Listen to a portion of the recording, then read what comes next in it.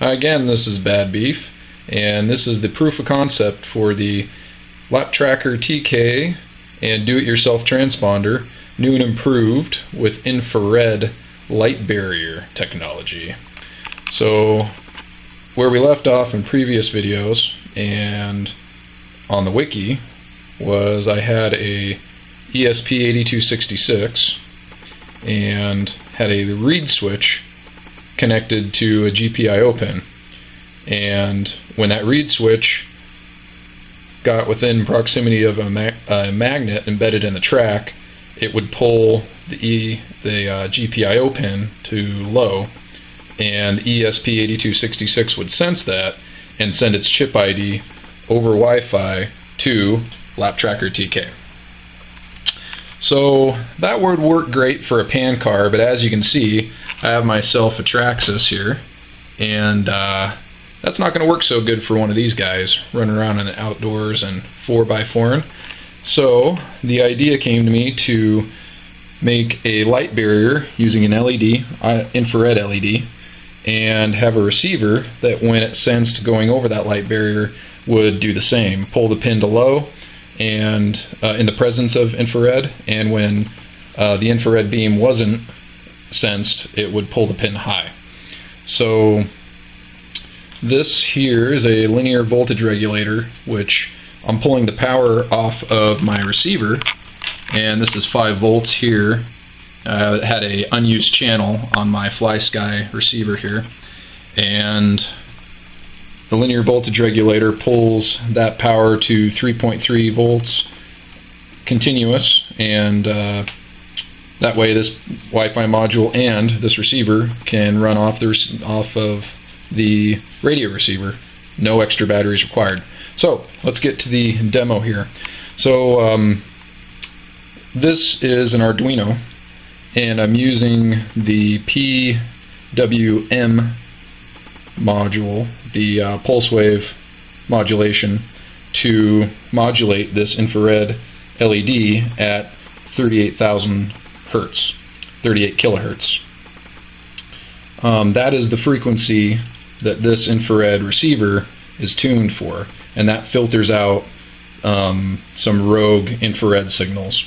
I have this Ethernet single port jack here, which I'll put the ESP into if I want to mount it on the car, but for now I'm going to leave this out for the demonstration.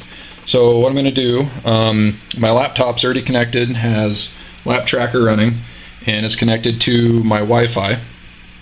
The ESP module has been programmed to connect to my Wi-Fi access point and password, and the access point's configured for DHCP. The ESP will get an IP address, connect, and be ready to go. And at the moment, the Arduino is already transmitting infrared, and you might be able to see some purple there. So it's already turned on, it's plugged into the laptop, we're ready to go. So I'm going to go ahead and turn on my radios. Turn on your controller first, always. And I'm going to turn my electronic speed control on, and we should see the ESP light up. Okay, so it's lit up and ready to go. I'll have to turn on LapTracker. So at the moment I got it set for 4 volts. Just going to hit start race, and I'll try to get it all on the same. Do it one-handed here. So RC car will be barreling down the track across the light beam, and you can see right there it registered. And so I'll hold the camera up here, and here it goes again, and it registered, and again registered, and again, there it is, and one more, and we're the winner. So, proof of concept, it's successful. Currently I have the ESP programmed for running the Lua script every 50 milliseconds, which I think will be fast enough. But we got to get these cars on the road and get a light bridge built for the infrared LEDs. Right now I have a resistor in here, current limiting resistor, so the LED is actually a little underpowered, so the range is currently about 6 inches, maybe 10. Well, actually, let's just find out here. This will be kind of fun. So I'm going to clear race data since I already won that race. Going to start the race. Here it is. And let's go ahead and try and go about, let's go about a foot. And I think my resistor value in there is about 330 ohms. So I'm going to try and hold it at about 12 inches. And actually that registered. Okay, let me try and go a little bit higher. So now I'm thinking about 18 inches is about as far as I can stretch. And it registered. So even with the current limiting resistor, it's picking up the lap count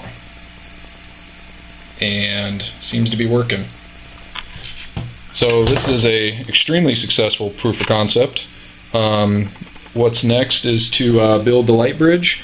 I'm going to hook up a separate power connection with a RC battery, 7.2 volt battery, just like the 6 cell that's here in the RC car.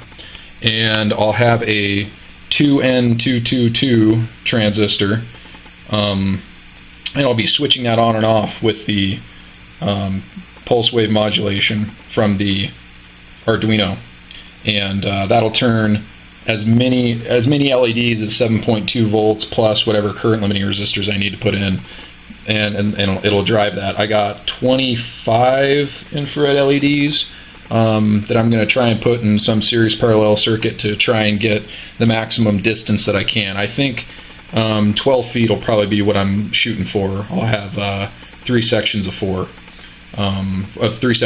feet.